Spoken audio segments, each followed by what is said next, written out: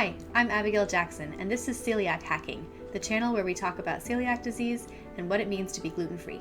Today I'm going to share some strategies that will help you effectively ask your family for help.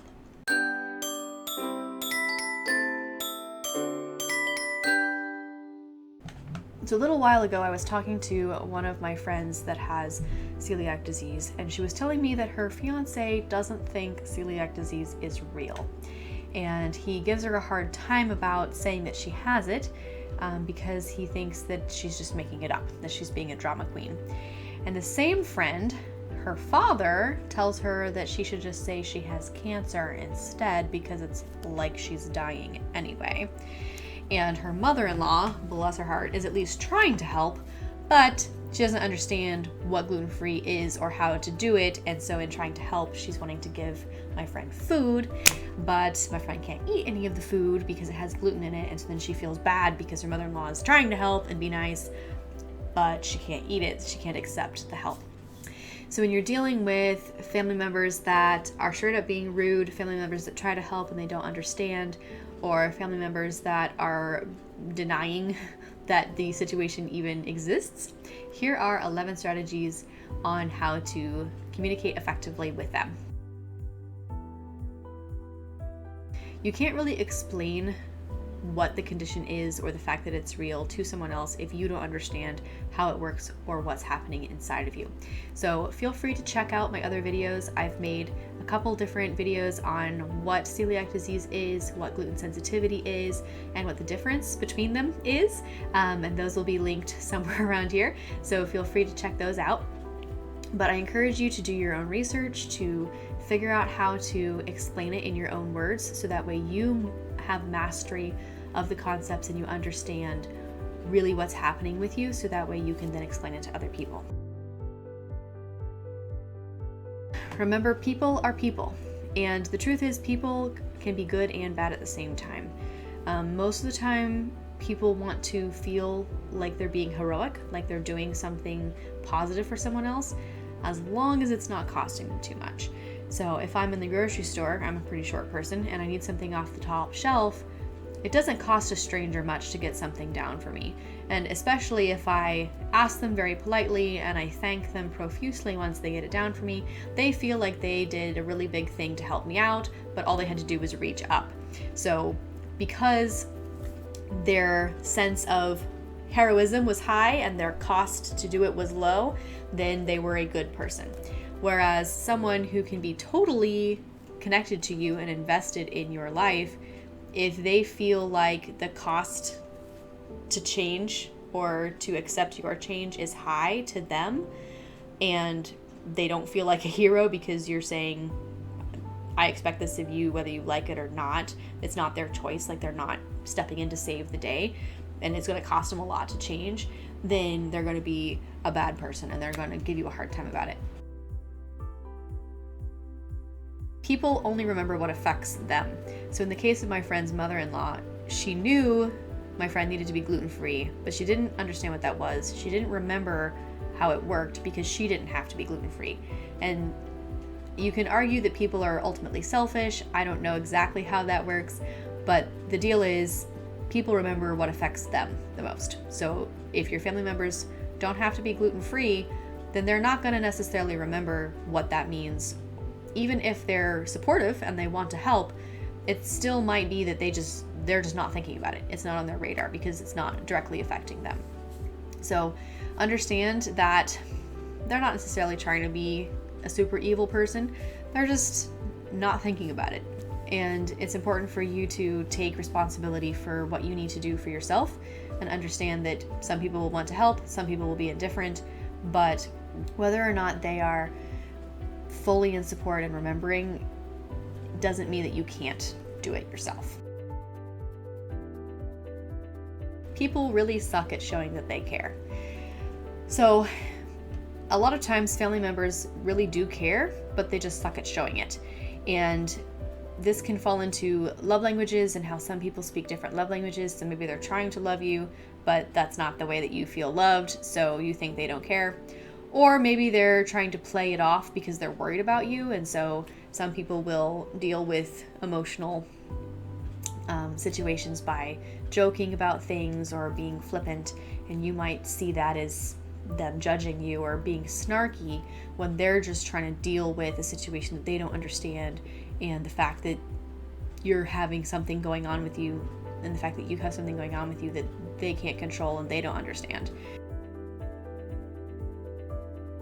Everyone in this situation deserves respect.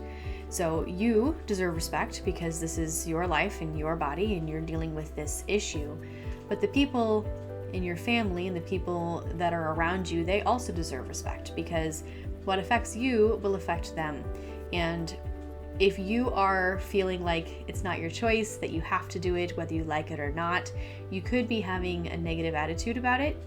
And this could cause the people in your life to then have a negative attitude about it too, because they also don't get to choose. This is something you're doing. They might think that you're doing it to them without them having a say in the matter.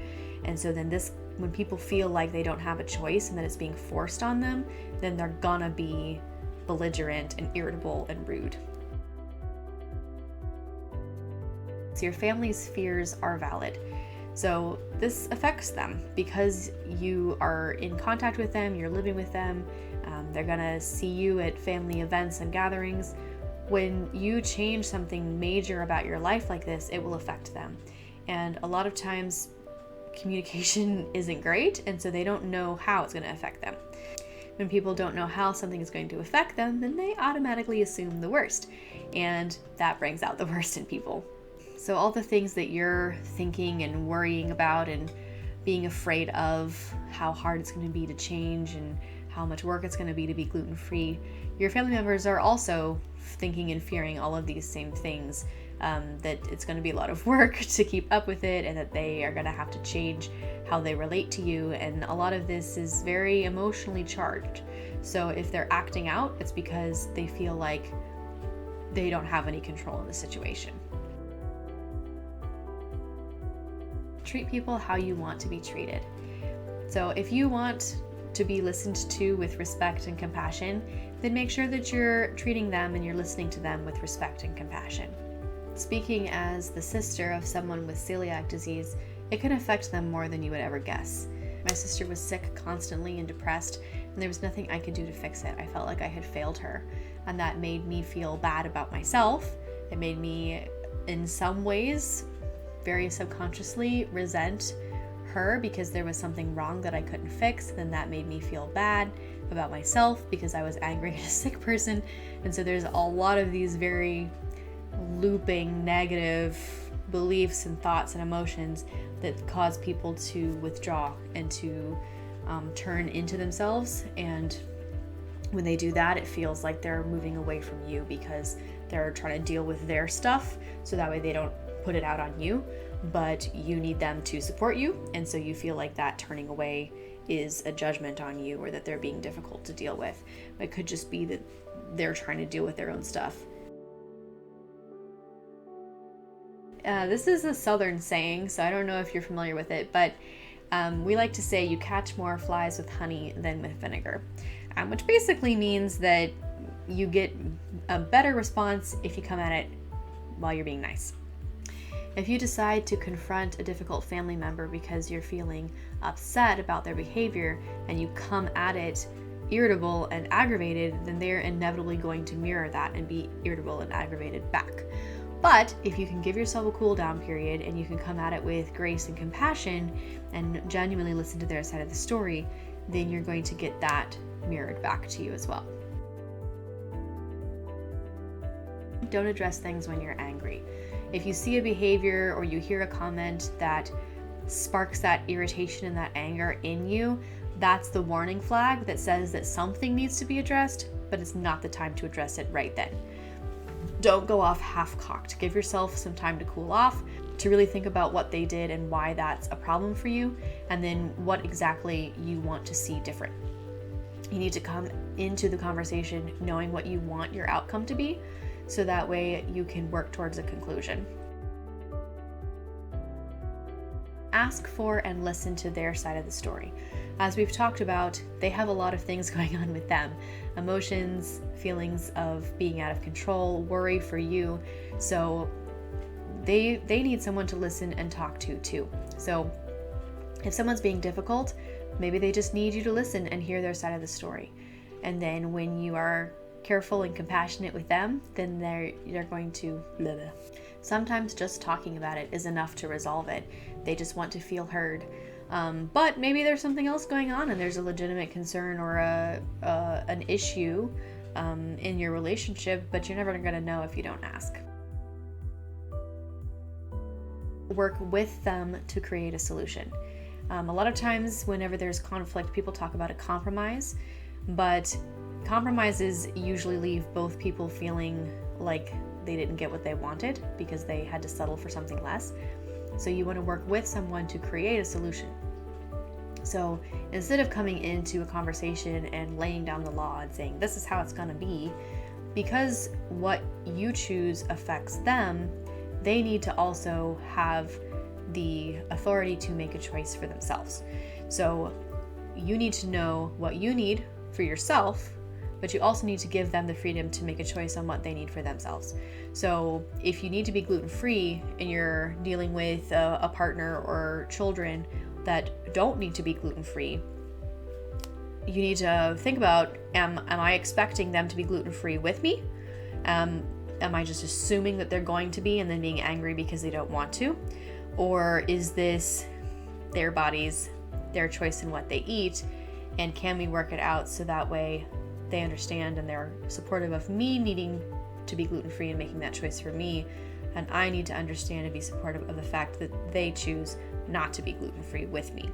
A lot of times it's easier for family members to be gluten-free and the really supportive ones will do it.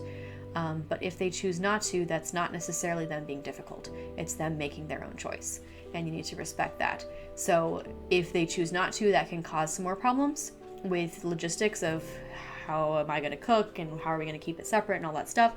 That's where you really need to work together to create a solution. It's okay if neither of you really know how that's going to look or what to do about it. But as they say, two heads are better than one. So when you're working with them, then you have someone else's perspective and expertise and experience to rely on. Thanks for watching.